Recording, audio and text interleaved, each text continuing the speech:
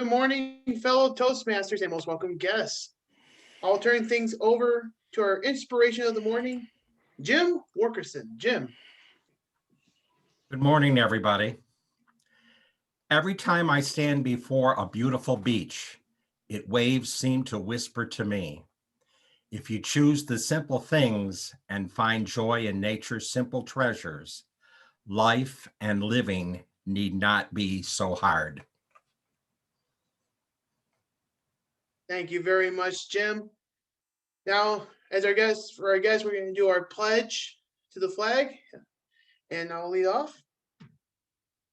I pledge allegiance to the flag of the United States of America and to the republic for which it stands, one nation, under God, indivisible, with liberty and justice for all. Good morning, fellow Toastmasters and guests. Great to see all your smiling faces this morning at 7 o'clock. I would like to invite our guests to say good morning. So I'll start with our returning guest, Rosie. Rosie, good morning. Please unmute yourself and good morning. We welcome to have you back. Good morning, Eric, and good morning, everyone there in Lockport. My name is Rosie Wolf-Williams. I'm a member of Burlington Advanced Toastmasters in Burlington, Ontario, Canada. I'm originally from Vermont and am pretty sure I'm going to be landing in the Lockport area in another month or so. So you were my first and only visit to the area, and I liked what I saw, so I even brought a friend today. Oh, yes.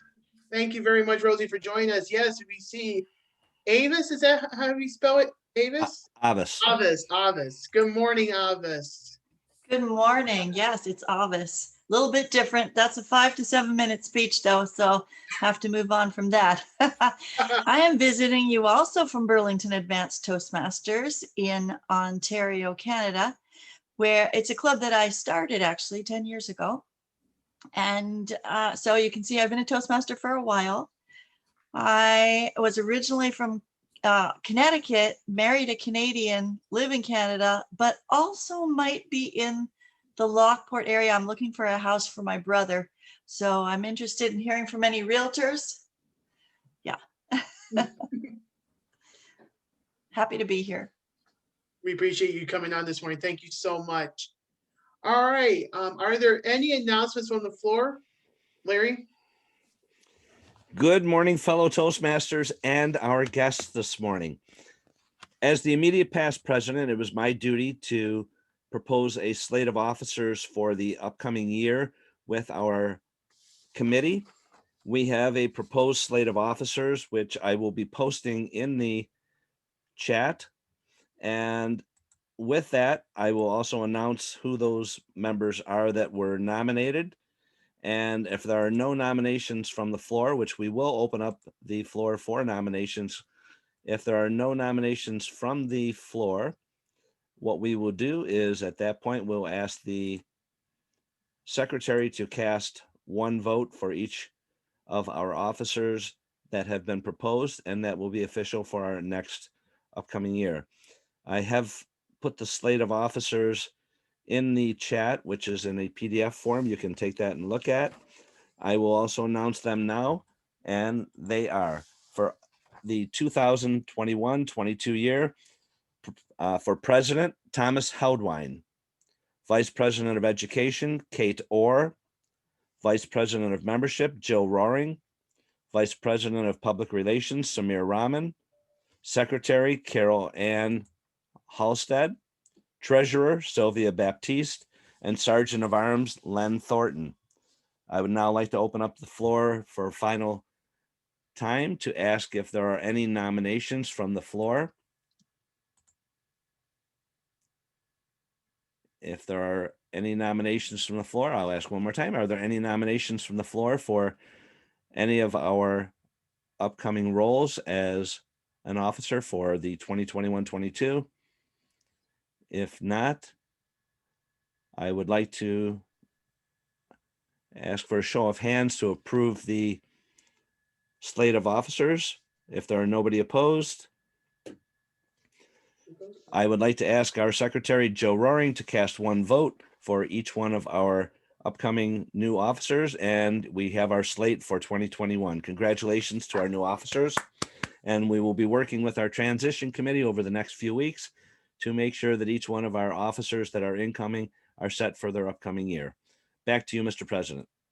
Thank you very much, Mr. Media Past President. Thank you and congratulations to our newest club officers. Now, we do have another guest, Julian Hernandez. Julian, would you like to unmute yourself and tell us where you're from? Sure. Good morning, everyone. Yes, my name is Julian Hernandez. I'm a member of Union City Toastmasters Club in Union City, New Jersey. And I've been in contact with you and this club for almost a year now and haven't been able to attend one of your meetings yet, but today I finally did. Glad to be here. Hey, Glad you Julian, make it. this is your friend Merkles from New York City.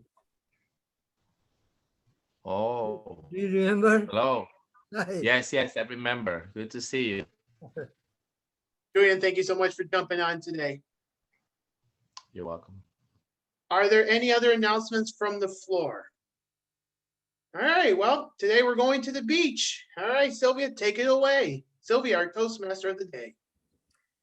Welcome, everyone, and welcome to our guests. My happy place is at the water, at the beach. It doesn't have to be the ocean. It could be even just Lake Ontario. I love sitting, and I always have, loved sitting at Fort Niagara, watching the waves, or going to the ocean and watching the waves there too. Something about the water, it draws me. It could be because I'm a Pisces, I'm not sure. But the water does draw me in. Yeah, I love the smell of the fresh air. I love the feeling of the light breeze and the warmth of the sun. No phones, no internet, just this sitting, listening to the waves and the peacefulness. I hope I have painted a picture in an image in your mind this morning. I love watching the people at the beach, especially young children. You can see it on their faces. It's the first time they ever been to a place that has so much water. They can't believe it. They feel the sand in their hands. They feel the water and the sand underneath their feet. And there's always a kooky parent that wants to take them out, and a wave knocks them down and they're holding on for dear life, crying and screaming. It is crazy. I like seeing that. I get the joy of just people interacting and how they interact at the beach. I know it is a little late for a New Year's toast, but I really thought it was appropriate this morning. Raise your glass. Can't see my glass. Yes, you can. Raise your glass to great friends, old or new, where the sand is sugar and the ocean is blue. Cheers to 2021. What a wonderful year it may be. May your glass stay full and your feet touch the sea.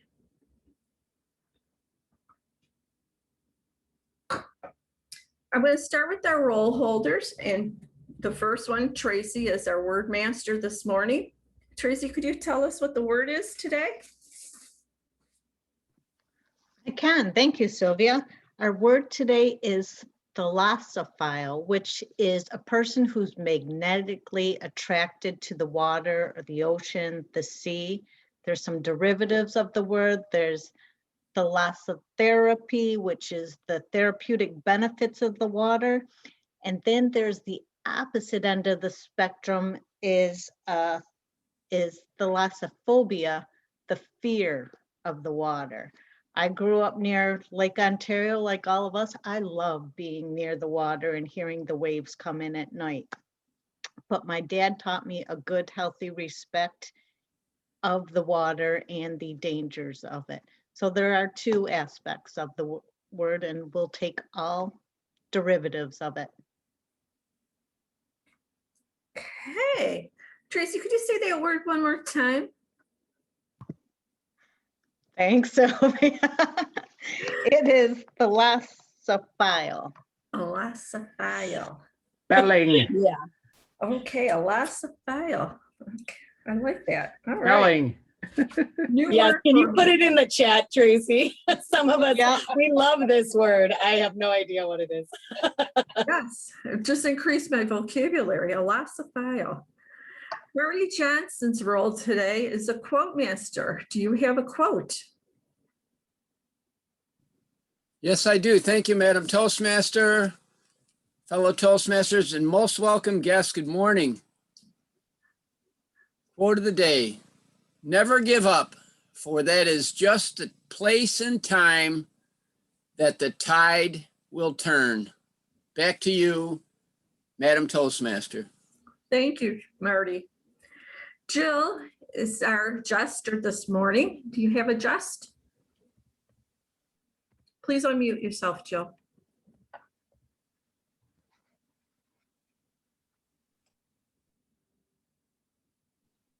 I have quite a few jests here. Great. What do you call the seagulls that live by the bay? Bagels. Conversely, what do you call seagulls that live by reeds? Frigals. How do you pay the fee to get on a beach? You use sand dollars. This is tough without feedback here. Why did the crab cross the beach to get to the other tide? What do whales eat for dinner? Fish and chips. Why do people swim at saltwater beaches? Because a pepper beach would make them sneeze. And just a few more here.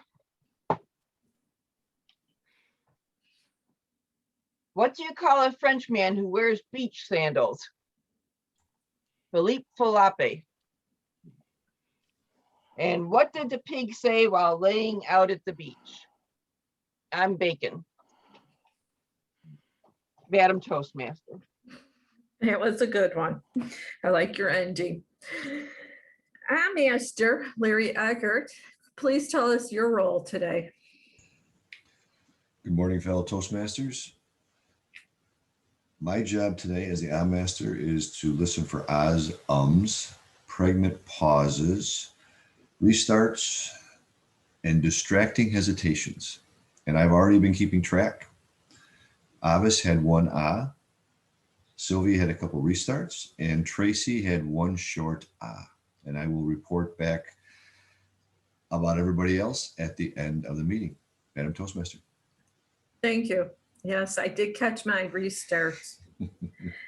Anne Marie is grammarian this morning. Could you tell us what a grammarian does in Toastmasters, Anne Marie?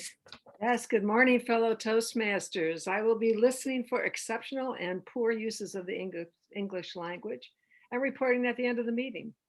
Madam Toastmaster. Thank you. Moklis is our timer this morning. Can you tell us about why the timer is so important in Toastmasters? Good morning, fellow Toastmasters and most honored guests. Time is the essence of life, so more of us use it appropriately can achieve much more. I think I was born as a thalassophile because I love water. I was called a fish in my school days.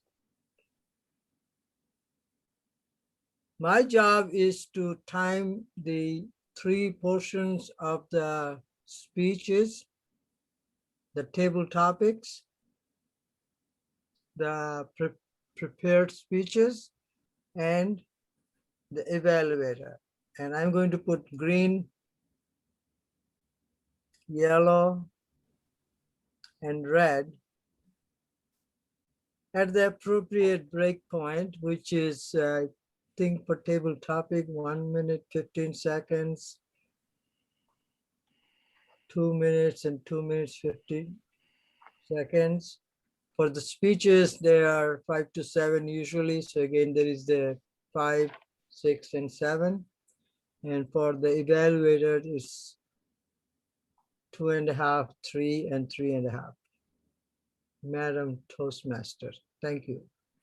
Thank you. Another challenging role, like the timer, is our tech and gesture on Zoom. Dave Licata, please tell us what the tech and gesture role is. Good morning, Madam Toastmaster, fellow Toastmasters, and our welcome guests this morning. Well, seeing how we've gone all Zoomy at AM Lockport Toastmasters, the gesture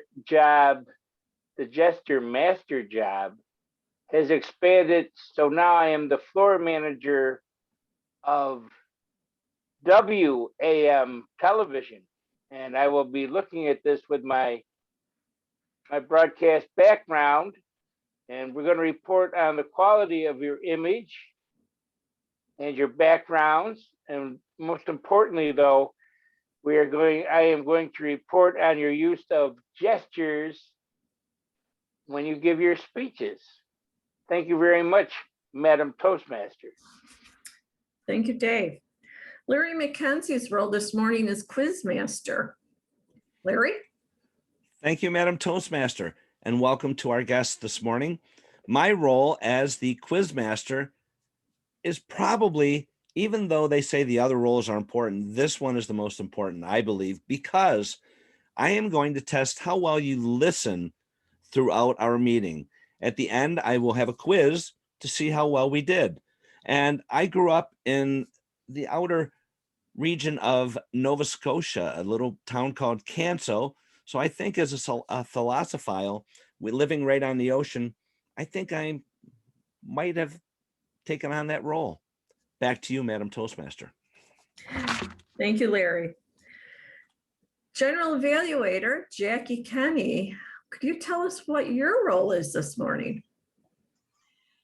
I will be paying attention to the tone and tenor of the meeting. I think you're off to a good start. You've been working assiduously all week to plan and create a meeting that will be successful. So kudos to you. I love your theme and I love thalassophile. Great word. Thank you. Thalassophile, there's that word that's going to be a stickler today. I can see it coming. Thank you, Jackie. I Googled the best 10 beaches in the US. And sadly, I found I only been to one. But this one was the number one, or still is, the number one in the US and number 5 in the world. Does anyone know what it is? If you said or thought of St. Pete, you are correct. St. Pete is number 1 and number 5.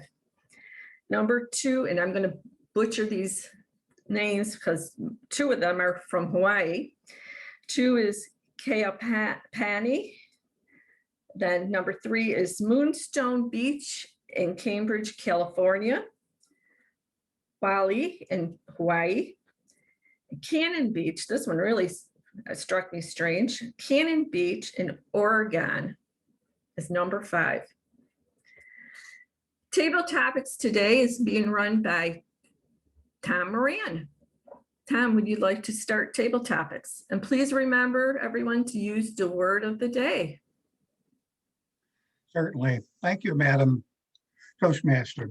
It is, I will reiterate what Jackie said. It's an interesting subject this morning, the beach. I think you said life is a beach, which was kind of a play on words.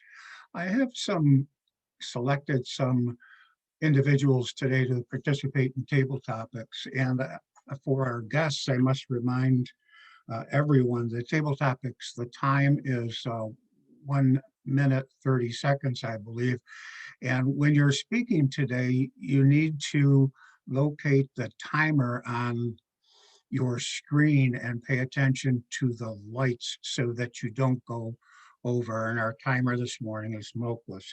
We also have to use the word of the day, thalassophile. It's a word that I've used quite often in my just normal everyday speaking, and I can assure you, you'll probably pick it up as well.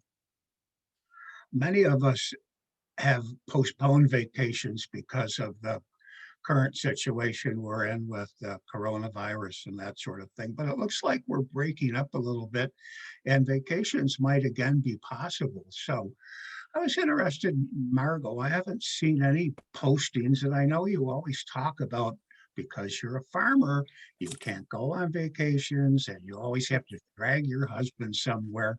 So do you have a vacation coming up that you're planning, and is it on a beach? Margot Bittner. Thank you, Tom, for this opportunity to speak. And I am a true thallassophile, because when we go on to our cruises, which is what we do every January in normal times, we always look for the excursions that include a beach. And for those long-term members of our club, you probably remember my story about Margarita Monday, which was the day, yeah, everybody's smiling, the day that I actually had 8 margaritas within about a 4-hour period. And my husband and I had a big discussion that day. You see, while he was snorkeling, I was drinking. And when we got to the beach part of this excursion, I got into the water and I wanted to go down this big blow up slide, but I couldn't pull myself up. I was not sober. And so when it came time to go back and sit on the beach, I sat in the water, and I thought I was sitting in the water, but he keeps telling me I was just rolling around on the beach. And if I had them on my iPad, I would love to screen share and show you the pictures of me sitting on the beach, smiling and quite happy. Although we did cancel our January cruise, we do our schedule for next summer, and we have 3 beach stops planned so that my husband could go snorkeling, and I'll enjoy the margaritas or the rum punch or whatever the heck it is they serve me, because that's what I do on a beach. Mr. Table Topics Master. Thank you, Margot. Now, there's a lot of beaches in the Caribbean, and I remember one in particular when my wife and I were traveling down there. It's called Airport Beach, and it's right on the airport where the planes come in and they land on the beach, but they also take off from there. And we were standing there one day, and a plane came in, and it was, people would go down there and wait for an international flight to land, because those were the big planes, and those were the ones that made the most noise and created the most activity on the beach. Well, the plane came in and landed, and it was quite amazing. And then it took off later, and when it takes off, it goes right over top of you, and you're so close to it, you're afraid it's going to hit you. Well, the people stand on the beach and they watch it, and I was watching it, and you hold on to the fence because there's a lot of power there when it takes off. And when I turned around to look to watch the plane as it left, I noticed that all the people that were sitting on the beach in lawn chairs had been blown off into the water. It was that intense when it comes through. So I was wondering if Gerald, where is Gerald? He's not even on my screen. We have so many guests this morning. We have Dr. Gerald Stevens. Is he still here? Yes, Gerald. I'm here, yes. There you are. Gerald, could you tell us some exciting story about when you were on vacation? I'm sure you might have one of those stories to share. And don't forget to use the word of the day, thalossophile. Thank you, Mr. Table Topics Master, fellow Toastmasters and guests. I am not a thalossophile. That being said, I have been to quite a few beaches over the years. I've not been to St. Pete's, so that's something for the future. One particular story that stands out in my mind of a beach is when we were at Dahab in Egypt, right on the Red Sea. We did some snorkeling there. I am not a great swimmer, so that's why I'm not a giant fan of beaches with the riptides and all. But this place did not have riptides. I went out snorkeling with my friends. I cannot swim very well. They were supposed to stay with me. And I went, I'll be right there the whole time with you. No problem. Were they with me? No. They got me out there and I turned around and they were gone. I was like, I'm going to drown here possibly, guys. I can barely swim. They didn't care. They were looking at all the coral and fish and whatnot. The blue hole was right there. So it's a famous place to see tons of fish. So I can't swim very well. But I've also been to OKC. I remember at night the ghost crabs coming out and trying to attack us all and the kids just walking around. All these crabs come out of nowhere. It's a little creepy actually. And tales of the pirates that were there, the Blackbeard, and oh, it's fun. Let's go look for buried treasure. My wife wants to do that in Florida on a beach. So that is something. She's going to rent the guy from Oak Island, believe it or not. You can do that. Nova Scotia, where he's at, looking for things. And get a little big old mine detector and find some treasure. Apparently he finds some amazing treasure that people lose, wedding rings, all kinds of things. So one day we may go look for buried treasure. And then maybe I will be a philosophile if I become quite a bit richer. Mr. Table Topics Master. Thank you, Dr. Stevens. Do any of our guests mind if I call on them? If you don't want to be called on, raise your hand and I won't call on you, but I'd be interested to see if any of our guests would like to participate this morning. Oh, I see a head shaking. No, I see Julian. Rosie, are you willing to put yourself out there? Okay. Philosophile is an interesting word, and I've always thought that the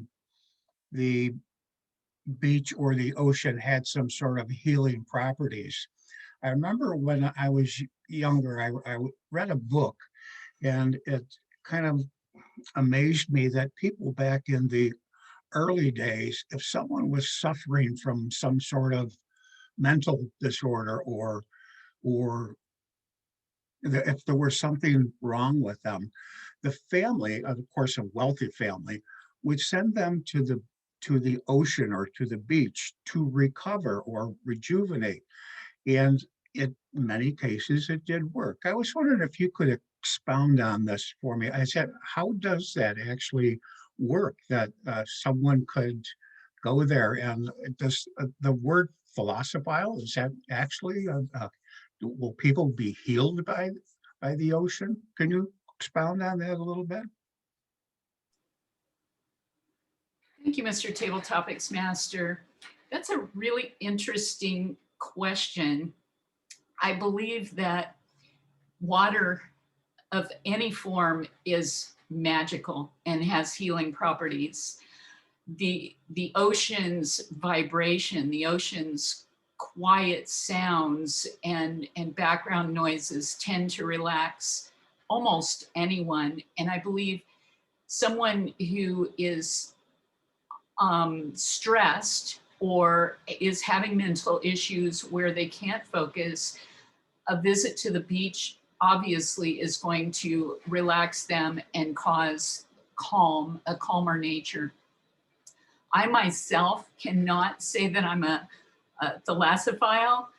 However, I am drawn to water, to the beach itself, not the ocean. I'm more of a nemophilist, which is a lover of the woods. However, there is a spot that I absolutely adore. It is the fairy pools in Scotland.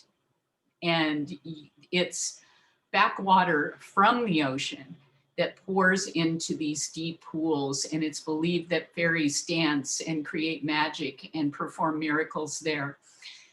That said, I'm calling back to your question, where is the ocean or the ocean water or the ocean atmosphere magical and can heal? I believe yes. The water itself, if you draw the fairies into it, if you believe in fairies and magic, anything is possible, no matter where you are. And water itself If you have had a bad day at work and you come home, you step in the shower and wash all that energy off of you. You step out feeling like a new person. Water itself is magical. Mr. Table Topics Master. Thank you very much, and thank you to all our participants this morning. I will turn this back to our Toastmaster this morning, and we'll see who qualified, and we'll take a vote on that. Thank you, Madam Toastmaster. Thank you, Tom. I'm going to ask Milklis for a timer's report.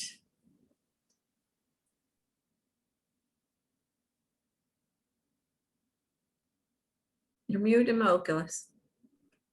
Good morning, Madam Toastmaster and brave volunteered table topic speakers. All three of them qualified. Margot spoke on cruises for 1 minute 28.45 seconds. Gerald for 2 minutes 3.33 seconds, and Rosie for 2 minutes 5.12 seconds. Madam Toastmaster. Great, thank you. And Tracy, did everybody use the word today? Thank you, Madam Toastmaster. I'm happy to report everybody did use the word. Margot once, Gerald twice, Rosie once, and it's been very popular before table topics. Milklis used it once, and then to make sure I heard it, he put it in the chat. So he said it twice. Larry used it once, Jackie once, Sylvia once, and Tom Moran is the grand winner, using it 4 times. Thank you very much. So everyone, please cast your vote for one of the three, Margot, Gerald, or Rosie.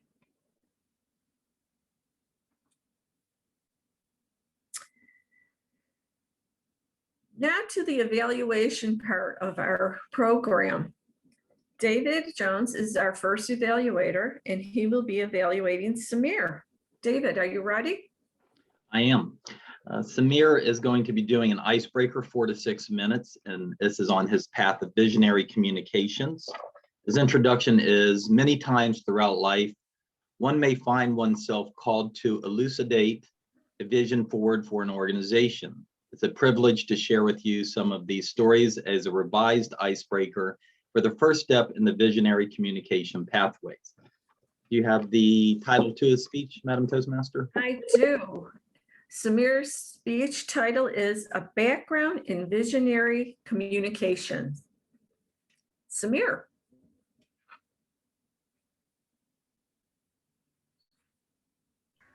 Thank you, Madam Toastmaster. Fellow Toastmasters, many times in my life, I found myself called to be a visionary in organizations that I've been a part of. I'm lucky enough to be able to share with you these stories as a revised icebreaker on my first step in the visionary communication pathway, my second pathway. In high school, my vision was focused more on my personal ego, like many teens and also unfortunately adults these days, as I was able to maneuver myself into positions of leadership by virtue of seniority, as well as perhaps some level of skill or talent. Things like the co-captain of the Quiz Bowl team, co-editor of the literary magazine and the news magazine, as well as the debate captain, which I will say may be the one I actually deserved considering our performance at states and nationals. As it was a college prep curriculum in my high school, it was necessary to smooth over differences in the hierarchy for maximum reward, as well as naturally excelling at a variety of activities due to the focus and rigor instilled by their curriculum. But the vision wasn't exactly a visionary one, as seeking a title isn't exactly an inspirational blueprint others could follow. Although at the high school level, it's rare for much else to occur in any sort of fashion, many of these innovations stem from merely increasing the reputation and prestige of the school itself. So my visionary communication skills were maybe not exactly up to par then. In college, it was a little more specific and different, as I was involved in a lot of different student groups and student government.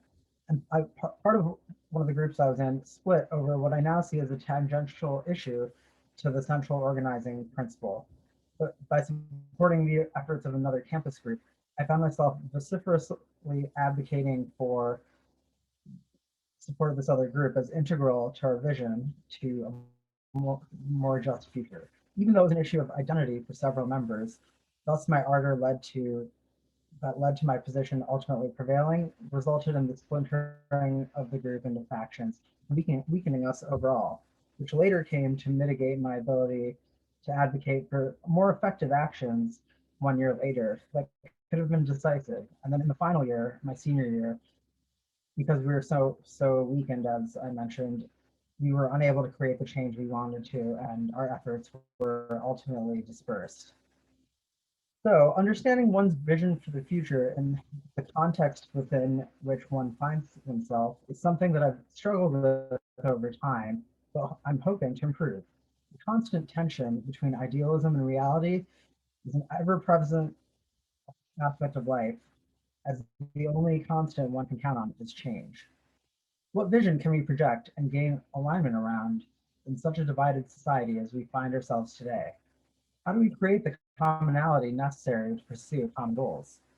In an economically underperforming region like ours, especially compared to its historical value, what are ways in which we can create this kind of opportunity for ourselves and our fellow New Yorkers or Niagarans?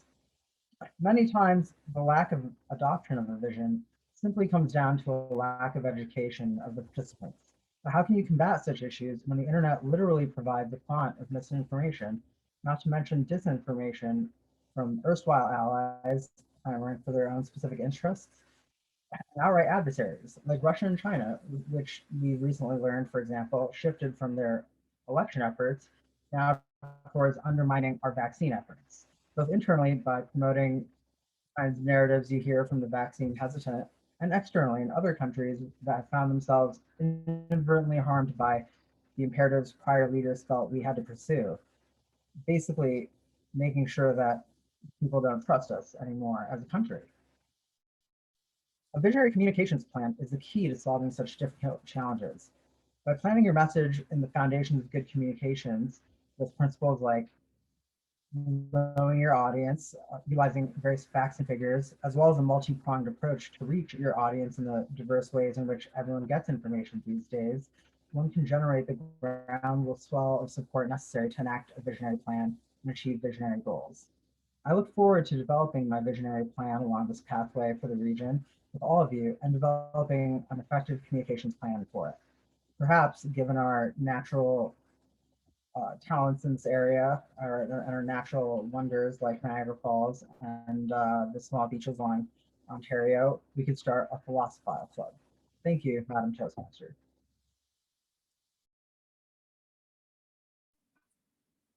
Nice. Thank you, Samir. The second evaluator this morning is Nancy, and Nancy will be evaluating Stephen Smith this morning. Nancy. Thank you, Madam Toastmaster. Stephen Smith, certainly not new to our club, but he will be putting a new speech from Paths. The purpose of his speech is to introduce himself while captivating the audience with his sense of humor. Timer, his speech is 4 to 6 minutes. Madam Toastmaster, do you have his title? I do. I have Steve's title, and it's Who Am I? Stephen Smith.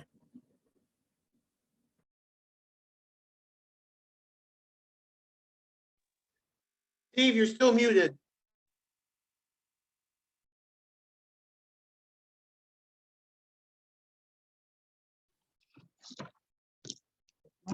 Yeah, I think so. Yeah, we're on. Sorry, as most of you know, this is not my long suit. As I started to say when you couldn't hear me, this is the second icebreaker that I've done in my life. And the first one was a real white knuckle fight because I was not a public speaker. And I was reflecting about who am I, which is really what an icebreaker is. In order to understand who you are, you have to know where you've been. And as I looked at where I've been, I realized My whole life has been a series of twists and turns. And to quote a line from a song, what a long, strange trip it's been. I joined Toastmasters in March of 2010 because, as I said, I was not a public speaker. My good friend Mike Reinbold talked me into this because of my astronomy work, and it was a godsend. I went from fearing public speaking to enjoying it, actually feeding off of it. And I realized that I want this. I need this. This is a good thing. And I've always been a comedian, so that helped that. I'm always doing funny voices. I love to do a little stand-up. But most of my material I learned growing up from George Carlin and other such sources, so I can't use most of it here at Toastmasters. But the next twist and turn was when I realized that there were more sides to performing. When Phil Russell and Dave Licata got me into acting on stage. And then another monster was born. I discovered that was fun. Then I did what was called the Interpretive Reading Manual back in the Stone Age when we had books to look at. And I realized that this is fun. Now, the last speech in that manual, you were supposed to take a famous speech from somebody else and do it. Well, Mike Reinbold had done the same thing. He did a speech by Frederick Douglass where he was addressing a 4th of July crowd, and Douglas's theme was, "What have I got to celebrate?" And he blasted the crowd for about 3/4 of an hour. Now, obviously, you have to condense this speech to fit the format. Now, Mike did it. He asked me to listen to him. And I said, "Mike, you're not angry enough." And he said, "But I'm not angry. And if any of you know Mike Reinbold, he doesn't have an angry bone in his body." And I said, "Mike, that doesn't matter. You have to express the anger of the author." So with Mike's permission, I stole the speech and I did it to AM LOCKPORT. And I expressed all the anger that I could find to bring across Frederick Douglass's point. And I discovered I like this. I can get a crowd going. There's always someone in the crowd. If I got you going, now I got the whole crowd because it's contagious. So here's another flip. Instead of being a comedian, now I like being dramatic. Another big twist in my life was in 2012 when Jill and I got together. That was a major twist in my life for the better. She helps keep me in line now, which I sorely need, as most of you that know me. I say get together because we've really known each other for about 40 years before we got together. And that was one of the better things that's happened in my life. As I say, it's another twist of the journey. Another twist, the most recent twist is when I when I decided to get on Pathways. As you all know, I'm really not very literate on computers. And I get angry very easy because I don't know what you're trying to tell me. You're talking Japanese to me. You start, I'll do this and do that and punch the thing at what the hell are you talking about? You know, she's trying to help me. She gets frustrated with me. God love her for putting up with me. But I'm trying. This is another major twist, trying to get into Pathways and make it work. I realized finally, it's not the destination, it's the journey that's important. And I have had a very strange journey. Who am I? I don't know. Where am I going? I have no clue, but I'm going to enjoy the journey. And I invite every one of you to do the same, no matter where it takes you. Madam Toastmaster. Great advice. Please, in the chat section, leave our speakers a little note, some encouragement, improvement, and give them your feedback. It helps in every way. The third evaluator this morning, Mike Licata, will be evaluating MARC CAMPOS. Mike. Good morning, Madam Toastmaster, fellow Toastmasters, and our guests this morning. Mark will be doing a speech out of Pathways Presentation Mastery Level 1, Evaluation and Feedback, his second speech. Mr. Timer, the time is 5 to 7 minutes. And the purpose of this project is for a member to present a speech on any topic, receive feedback, and apply the feedback to a second speech. The purpose of the speech is for the member to demonstrate that he or she has applied the feedback received from his or her first speech. And you do have his speech title, correct? I do. Mark Campos' title this morning for his speech is The Professor. Mark. Thank you, Madam Toastmaster, fellow Toastmasters, and our guests. Good morning. I have to apologize. Clearly, I missed the memo. I didn't realize today was an icebreaker day. Otherwise, I would have followed suit. Unfortunately, I'm a little bit different today. But here goes. Back in 1980, I remember the passing or the killing of John Lennon and the outpouring of emotion that fans had at the time. And 12-year-old me didn't really get it back then. See, I wasn't really into music just yet, and I couldn't really fathom how people could be so impacted by the passing of someone they didn't really know or hadn't met. And it took me almost 40 years, just about 40 years, to really get it when another less well-known artist passed away in early 2020, one that I greatly admired. And that artist is Neil Peart, the drummer and lyricist of the band Rush, which some of you may be familiar with. Now, Rush fans, we're a pretty hardcore group. We're very into the band, and we're turned on by complex musicianship and lyrics that are thought-provoking and deep, stuff that sort of transcends your typical sex, drugs, and rock and roll that you get of that genre. Let's talk about Neil a little bit.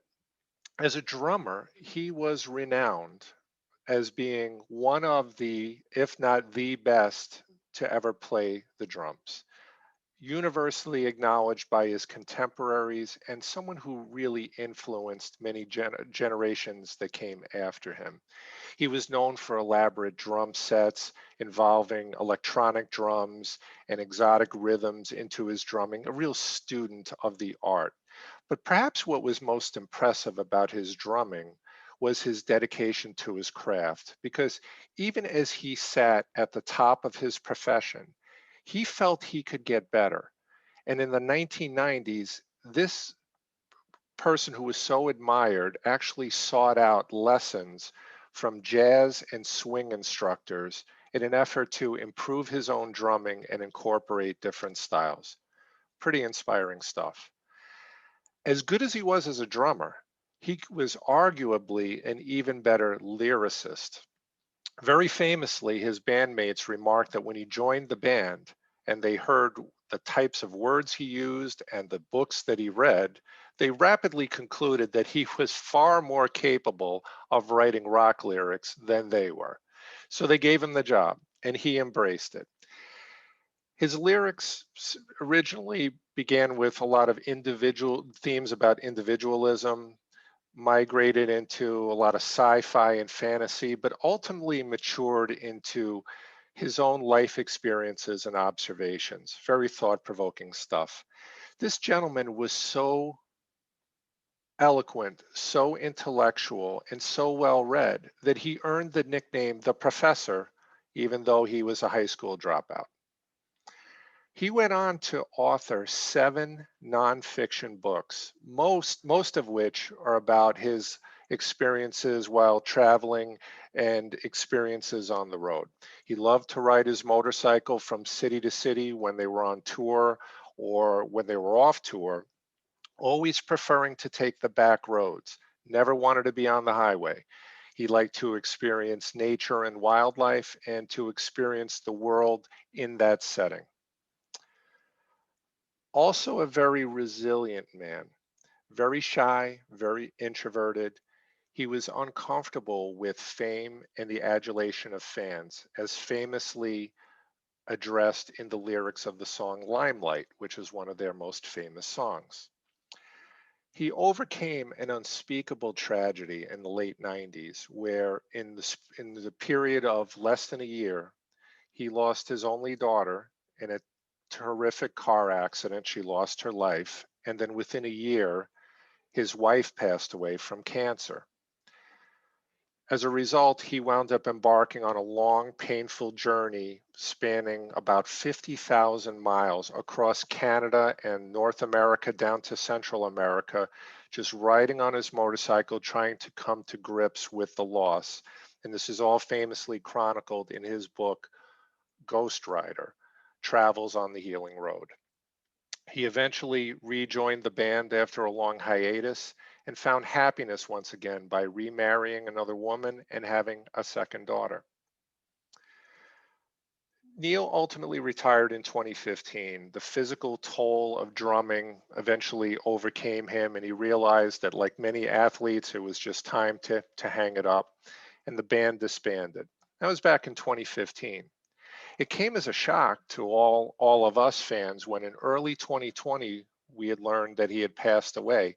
See, he had fought a 3-year, very private, very brave battle against brain cancer, which he ultimately lost.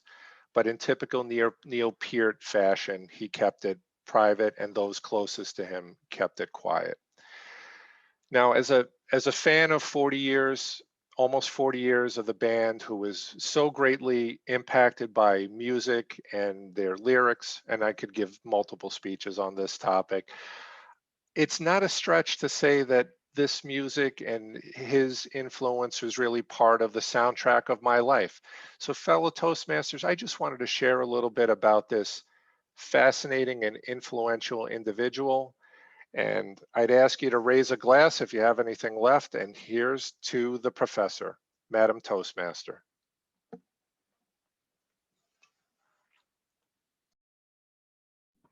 Thank you, Mark.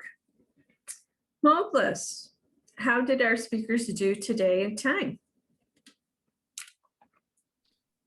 Good morning again, Madam Toastmaster. The 3 speeches were on perfect time. Samir on his icebreaker with visionary leadership, 4 minutes, 59 seconds. And Stephen Smith on his journeys, 5 minutes exactly. And Mark Campos spoke for the professor at 6 minutes and 24 seconds. Madam Toastmaster. Great, all 3 qualified. Please cast your vote for either Samir, Steve, or Mark. I'm going to try something new. Apparently my phone with the sound didn't work very well, as I tested earlier before Toastmasters. So I'm going to try, let's see how we do with this. A screen, oh, where's that? There we go. You may not be a big fan of the beach, and I hope I gave you some peak of interest to visit one of the US beautiful wonders. I just like the falls, the beaches, the ocean. I think it's nice. It's calming to me, and I really enjoy it. And this year we're going to Siesta Keys in Sarasota in June. My husband and I, and my son lives down in Sarasota. And we're going to visit him, celebrate his 30th birthday, our 34th anniversary the same week. And we're going to visit the ocean again, the Gulf Coast, but I don't think he's sitting with me. He wants to more or less fish. So I'll leave him at the pier fishing, and I'm going to find my spot. And I will show you some of the pictures I have of Siesta Keys. If I could get to this. Technology is not my strong point, folks, so please bear with me. We have snow. They have sand. Look at this. This is really a piece of art. I have seen the ice sculptures and the snow things here, but seeing this on the beach would be something else. I would love to see this in hand, firsthand. It's art to me. And let's see if I find some more. Whoops, same picture, sorry. Don't want that one. But here's my umbrella that I am reserved in June. My son laughs at me. He said, how could you sit for hours like that? Some, like I said, little children with the sand, with the water underneath their toes. I think that's cool, watching them. They're memorized. This is Turtle Beach out there in Sarasota. This is Cannon Beach in California. That's one of the spots I will get to one day. The sun rising in the morning. It's rising again. And there's my drink that's waiting for me too at the beach. Now we'll go to our evaluators. And David, please tell us what you thought, how Samir did, and if he has any challenges that he could improve. Thank you, Madam Toastmaster. Good morning, fellow Toastmasters and guests. Thank you, Samir, for your speech. It was a privilege to be your evaluator. And I was looking forward to being your evaluator because evaluating your speeches are a challenge. Because most of us, myself included, give humorous or inspirational speeches. And I've noticed over time that you give technical speeches, that give meat to your speeches. They're not just fun ones, it's learning information. And that's what real speeches are really about, especially at work. We have to learn technical things. We have to listen to things that might make us uncomfortable. I remember once Jen was Toastmaster and she gave a speech called The Elephant in the Room, which might have made some people uncomfortable. And I really enjoy something out of the norm, so not just the funny or inspirational. And that's why I enjoyed your speech. And you talked about the visionary plan that you're starting now, the pathway. And you talked about your background in high school and college. And one of the good things that you did, which everybody should do in a speech, is you were self-deprecating. You talked about your personal faults throughout high school and college and how you could improve throughout your personal life.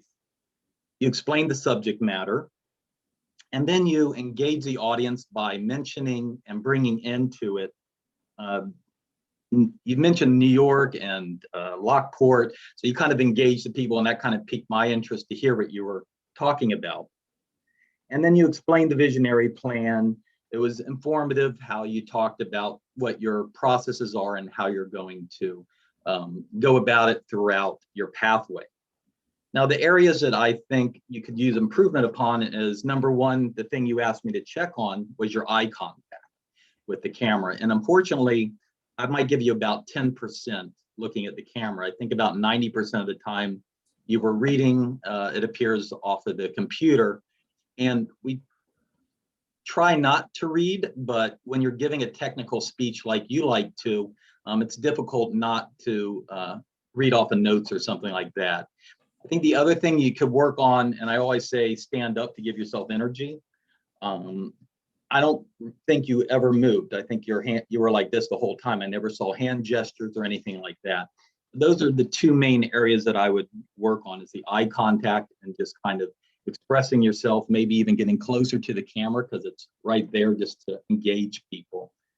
And finally, the thing that I liked, and it was right from the beginning when I was reading your description of your speech, was you threw in a really difficult word for me. You said, you know, we may find oneself, it's called to elucidate a vision. I had to look up elucidate. I had no idea what that was. And it is make something clear, but I had to listen to how to speak it and how to say it. So I appreciate you throwing that word in there. And it was just something simple. I don't know if you did it on purpose, but it was great. It's sort of like the word thalassa-phile. Yeah, love in the water. So I like challenging words, and thank you again for your speech, Madam Toastmaster. Thank you, David. I was glad you read the intro, not me, because I couldn't say it either.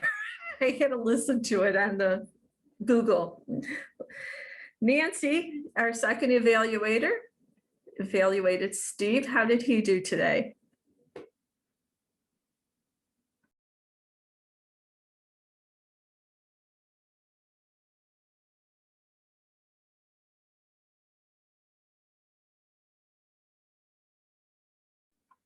Nancy, you're muted. You're muted, Nancy. Well, there you go. I'm almost done. Thank you, Madam Toastmaster. Thank you, Steve, for allowing me to evaluate you this morning. It's always a pleasure. And Steve has many facets of his humor. Today, he started off with a speech called Who Am I? And the first thing he did was scratch his head. I love that gesture. I'm not sure if it was intentional, but it worked. Who am I? I don't know. Today, Steve's humor was one of my favorite styles, a dry sense of humor. He brought us through a compact personal history of his entry into Toastmasters and his growth in Toastmasters, which is something that we can all relate to, especially when he talked about the change from the old way, forget how he put it, to the pathways. And we all had a little struggle with that. And so he captivated the audience in his ability to connect on that level.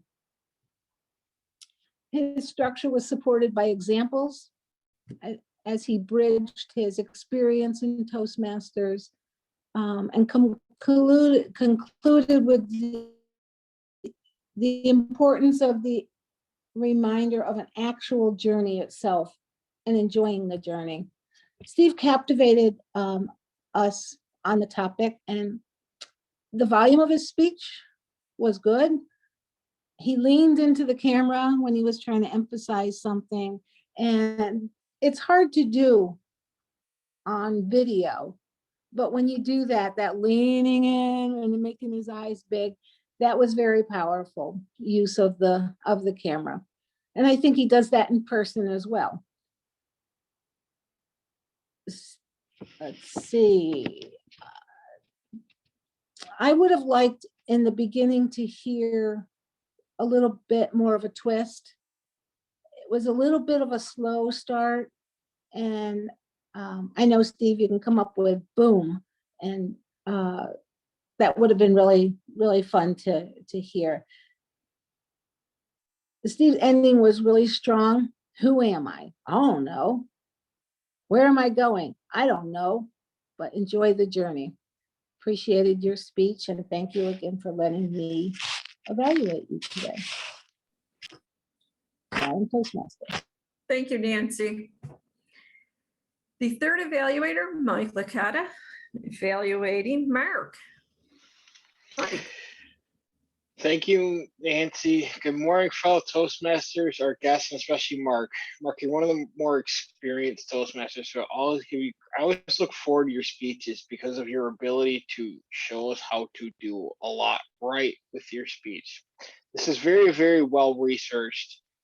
I also enjoy the band Rush, and it is nice to see that somebody that shares the passion for music and for certain musicians that have an influence on their life, on individuals' life. I think that my generation is slowly getting away from that, and I think that the older generation does a better job of showing influence that people we've never met, how it's influenced their lives or your life. Now, the speech with pathways, I feel that the evaluation forms are very generic. So I don't know if this was the second time giving the speech or if this was a new speech. The evaluation form says that doesn't have any influence. So I didn't really know what to look for when you're giving a second speech. I did email you last night, and you were very honest in saying you weren't looking for anything particular. So the couple of things that I did notice that I would work on is your cadence when you speak. I noticed that, especially with these more well-researched topics, you had a tendency to speed up your voice and your syntax when you tried to, excuse me, you sped up your voice when you tried to make sure you got a fact or a statement in. And then when you finish a sentence, you took an extra couple of pauses, and then you would slow down your speech. I know that if you went to go look back at the speech, you would see that where you sped up and then you slow down a little bit.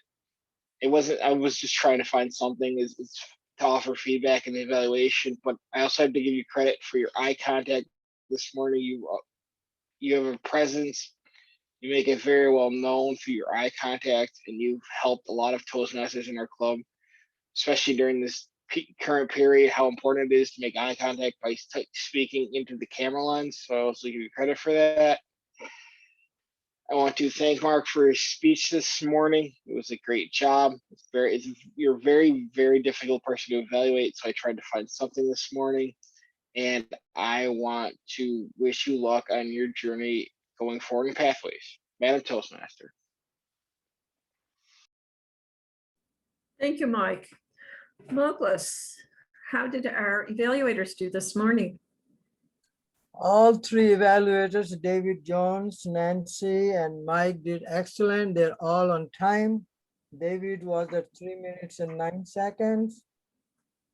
Nancy was at 2 minutes and 37 seconds. And Mike did an excellent job with 2 minutes and 50 seconds. Thank you, Madam Toastmaster of the day. Thank you, Douglas. Did a great job. Please cast your vote for either David, Nancy, or Mike. Madam Toastmaster, Yes. I made a mistake with David Jones's name. It's a little early for me when I was doing the, and I have him listed as Davis, but just so everybody knows, it is David on the poll. Back to you, Madam Toastmaster. Thank you, Larry. Hey, got to have that caffeine to get moving in the morning. What could you say? Not enough yet, huh? It's only 8:07. It's early. It's early. So now I'm going to ask Jackie, our general evaluator, to evaluate our meeting. How did we do in the theme and the tone of the meeting today? Thank you so much, Madam Toastmaster. I thought we had an excellent meeting this morning. You did such a good job with your positive energy. You were so well organized. You filled vacancies. And you watched the members as they signed on this morning. So you knew that you had a full house and all your roles were filled. No last minute emergencies. You were prepared with speech titles and warm introductions for each speaker, and I thought that was terrific. I enjoyed all of the evaluations this morning. I thought each evaluator did a good job in both praising the speaker and also giving them some reasons that they could improve, some ways that challenged them for the next time they speak. And something I also noticed was each evaluator made it a point to thank the speaker for being here and sharing their speech with us today. I think that's very important because it is an effort. And sometimes it's a lot to get yourself to that point of giving a speech. So thanking them, I think, is a very nice gesture. So all in all, an excellent meeting this morning, and I'll hand it back to you, Madam Toastmaster. Thank you, Jackie. Well, I'm going to start the reports, or Eric, would you like to do that? I could do that if you don't want to. Madam Toastmaster, you have the floor. Is your meeting today, so you do what you feel is right. I will start the reports then. Master, Larry Eggert. I know I had a few ahs, how did the other people do? Thank you, Madam Toastmaster. Again, good morning, fellow Toastmasters. Interesting meeting today. I'm going to call today's meeting Restart Thursday because Sylvia had a few, but as we went through the meeting, I was surprised. I think it's because of the gloomy weather outside. People just maybe weren't fully engaged. Moklis had one restart, as did Tom, Rosie, Samir, Mike Licata, and Nancy Ferry. So there was quite a few. That Oz, there weren't many. David Jones had a couple. Samir had one. Nancy had one. And that's about it for the Oz. I would like to comment on strategic pauses, though. That was one thing that caught my attention. Both Larry McKenzie and Mark Campos. Larry did the finger to the mouth nose thing that worked well, and he used to almost like he was shutting his mouth off for a second while he thought. I thought that was good. And then Mark Campos used a very good strategic pause. It wasn't.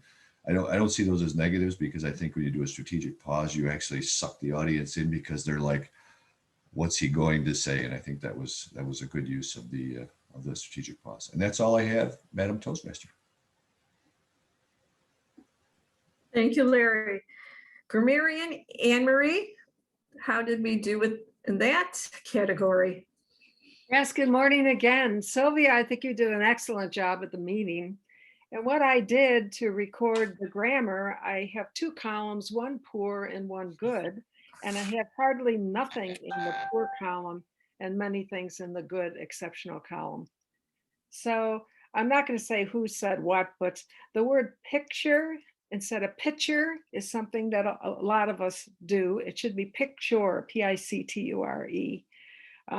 Cause instead of because. And then that's really all I had. So everybody did a great job. Some of the wonderful words that people use, Jackie used as assidually. Life is a beach, someone said. I think that was Tom.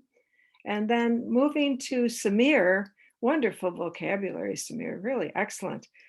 Elucidate, vociferously, mitigate, and multi-pronged approach among the many wonderful vocabulary words he used.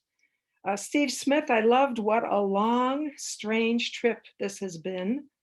And also not a destination, but a journey. Some of those phrases were very powerful. Mark, just a wonderful speech. Some of the words, genre, exotic rhythms, eloquence, resilience, and I loved adulation of friends. That's a very wonderful phrase. David mentioned meat to your speeches, which I thought was very graphic. And Nancy used the word captivated. Mike Licata used cadence and presence, which I think are important descriptors. And Jackie, positive energy. And that's it. Thank you very much. Back to Sylvia. Thank you, Anne Marie. David Licata, tech and jester. How did that go today? I thought it went very well. I want to start out with you, Sylvia. I love that nice, calm beach that put us all at ease and set the stage for your theme. A very nice job. You did have nice head movement today, and you had good camera contact. This is the best camera contact that you have displayed as far as I'm concerned. And I want to congratulate you on the swell slideshow, which really underlined your theme very nicely. Tracy Farrell, good camera contact, nice gestures as always. Marty Johnson, today was your best camera contact. You made good contact with your eyes and the nice white background. That's an excellent choice. Jill, love the rugged background. Everybody had these nice placid beach scenes, but you showed us the power of Lake Ontario and why she's a real tough mistress, Lake Ontario. You have to honor her and obey her and be careful of her. Now, it's hard to share a screen, Jill and Steve, but every week Jill and Steve get better at sharing the screen. Larry Eggert, as a former police officer, continues to work undercover. He's in the shadows every week, and Larry, we need a way to find, to light you up a little bit from the front. Try some indirect lighting like I do. Sorry. You did have up and down eye contact with the computer and the camera, and the computer and the camera, and the computer and the camera. But I want to congratulate you on the way you centered yourself in the shot, and that was terrific. Dr. Leonard, her background is too busy, books and stuff. Oh, wait a minute, she's a professor. That's perfect, doctor. Perfect. And way to move your head. And Dr. Leonard, good eye contact this morning. All right, who's next? Who's next? Okay, Muckless. You were a little rough in the beginning, but you sorted it out, because in the rough you were the great and powerful Muckless. And then you became a little less mystical, and we settled down. And we did lose eye contact on occasion, Muckless, and you were doing the up and down thing between the camera and the computer as well. Larry McKenzie, what can we say? You are our anchor man. Everything was centered, excellent setup, and very nice gestures this morning. Jackie Kenny came to us from the Oval Office on East Avenue, Lockport, New York. Nice background. Jackie, we're going to need some more eye contact in the future. And you were distracted by your screen rather than focusing on your camera. Tom Moran, nice plain background, no distractions at all. Good camera contact, eyes and hands. Tom, you're the whole package when it comes to gestures. Oh, Margot Sue Bittner. There's a disclaimer here. She's my boss. Okay. Good camera contact, better camera contact today than in the past. Your head movements, nice hand movements, and great product placement with the sign for Margin Manor. And that was you had a lot of nice gestures this morning, boss. Dr. Gerald Stevens, nice view of his warm home. Good camera contact. And his good camera contact guaranteed his sincerity, because we know he's being sincere. Rosie, excellent kitchen. Post Toasties this morning will be in Rosie's kitchen. She's doing a breakfast buffet with mimosas, so we'll all be there later. Extra nice camera contact and genuine gestures, Rosie. Thank you. Samir, best camera contact yet from you.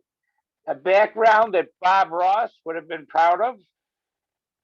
And you were very animated this morning, so I want to salute you for that. It was a nice, tight presentation. And your screen today, your presentation and the background, and you were much sharper than in the past. Nancy, Doctor Who, our time master with the huge clock in the background. Once again, good camera contact.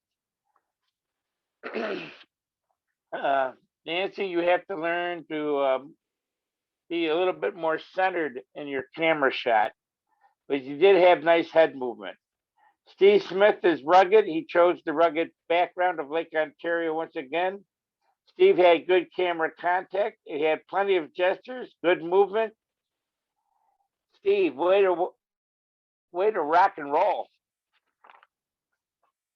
Mike Licata, Studio B at our 142 Allen Street studios. Very operatic with the curtains hanging down and hanging between those two curtains. I want you to add one more book to that pile that you put your camera holder on, and that would elevate you a bit more, and you'd have better eye contact. And you also need some more hand gestures. Mark Campos, outstanding camera contact. His shirt matched his background, for heaven's sakes. He thought of everything. His camera is positioned to show off his gestures to his advantage. Plenty of hand movement, and he had great hands this morning. David Jones, you had a blurred background, but you had good camera contact. You had plenty of gestures, good head movement, good eye contact, and He heightened his eye contact when he explained about Samir's eye contact. Madam Toastmaster, that is the gesture and technical report for the morning. Thank you. Thank you, David. What a thorough report. Thank you. Larry McKenzie, Quizmaster. What are you going to ask us this morning? Thank you, Madam Toastmaster, and welcome once again to our guests. This was a challenging job for me this morning, and I don't think I could give a report like David did, but I'm going to start with a question about David. David gave probably one of the most extensive technical reports that we've had. And with that, how many people did David actually talk about or evaluate? Does anybody know? You can unmute yourselves for this. Oh, It's a big number. Rosie said 100, or you could put it in the chat. I believe if I counted correctly, I might have missed a couple, but I believe it was 25 people. Great job as a producer this morning, Mr. Licata. Also, if you were listening, and I know Avis had to leave us early today, but Avis joined us. Where was Avis originally from? Connecticut.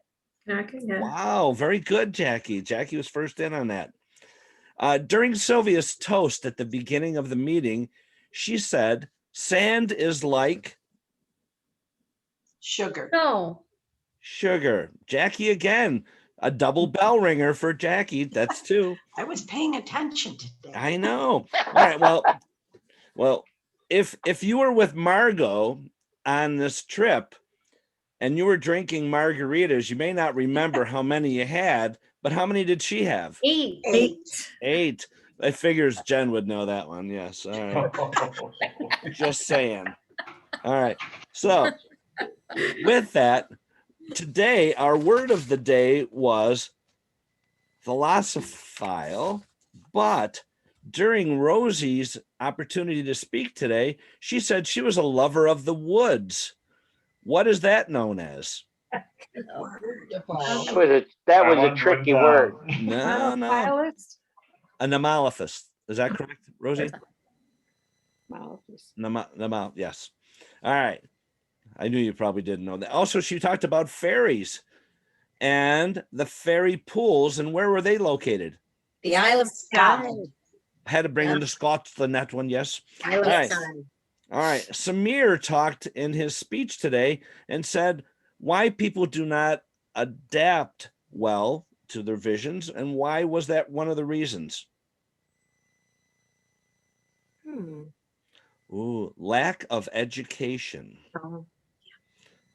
Oh, Jackie, I'm surprised you didn't get that one. All right, okay. No. Now, Steve Smith this morning, he quoted a song. And the song that he quoted was, he said, what a long, strange trip it has been. What group actually sang that song? Rush. Not Rush, no. Grateful Dead. Who said Grateful Dead? My wife did in the background. Bell ringer, Grateful Dead. Yes, Grateful Dead was. Now, She can't chime in until she pays her dues. Oh. It's a two-part question for this. Mark Campos also talked about music today, and he talked about a wonderful person. His name was Neil Peart, who we lost last year. What instrument did he play? Drums. Drums. He was a drummer for what group? Rush. What was his nickname? The professor. Also the title of Mark's speech. But here's the trick question. Where was Neil born, and where did he grow up at? Canada. He's Toronto? Canadian. Be more precise. Hamilton. Precise. More. I think it was Hamilton. St. Catharines. Yes, he was born in Hamilton. St. Catharines would be the answer, but actually it was Port Louise, which is now part of St. Catharines. Okay, two more questions. Here they are. Rosie's Kitchen was what background? The Golden Golden Girls. Yes. Now, we were trying to make something very clear, as David Jones said in his pre-op to Samir's toast. What is that word? What does the definition is make something clear or to explain? What is the word? Elucidate. elucidate. So hopefully I elucidated with my questions today.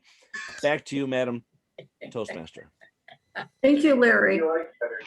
Before I go to Tracy, I want to thank everyone who had a role today. You made the job very easy for me this morning.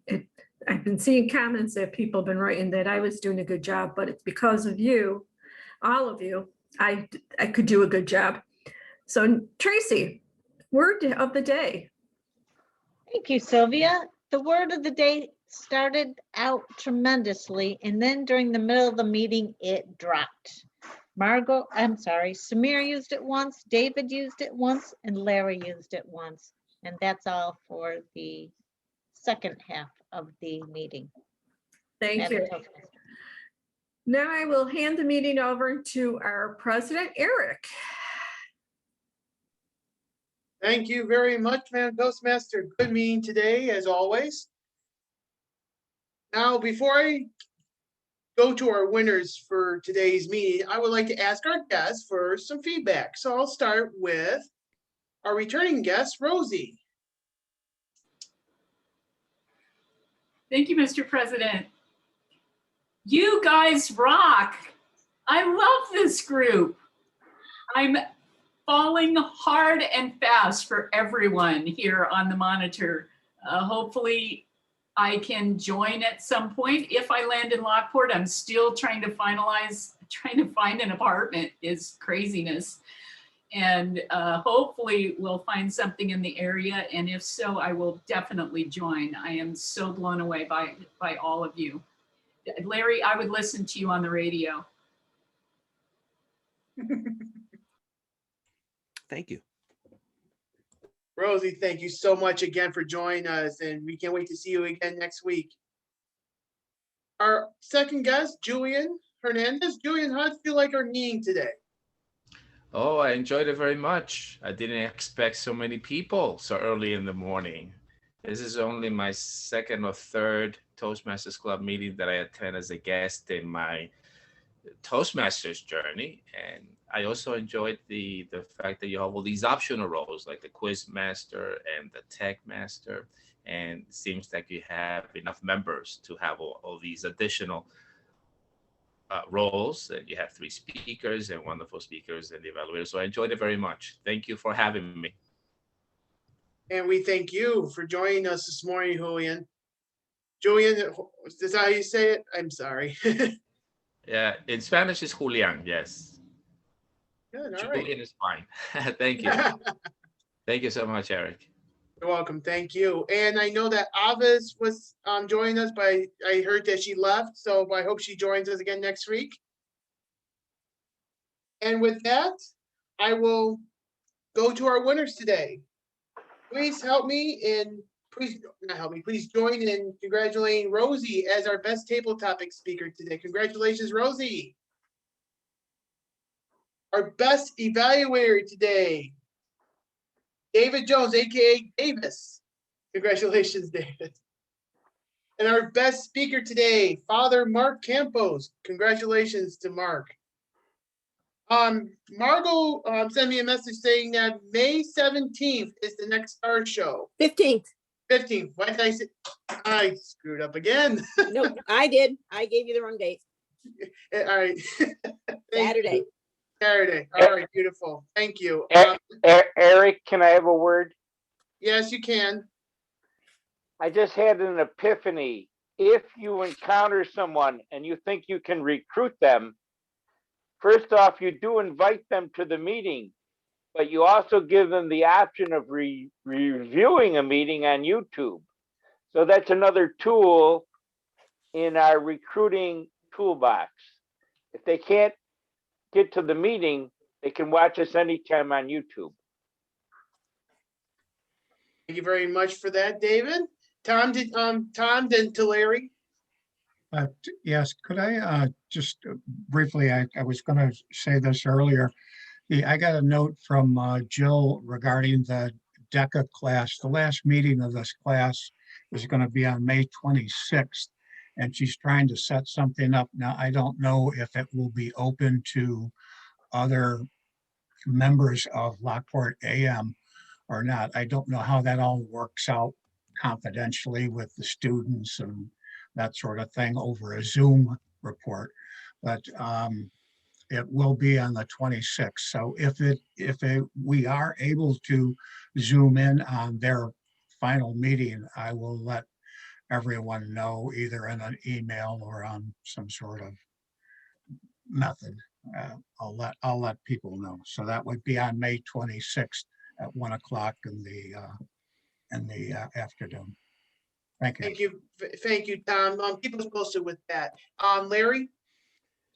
I just wanted to remind everyone that this evening will be our speech-a-thon for the month. We do have a couple of speakers that will be speaking. Phil Russell is one of the speakers, and also Michael Davis.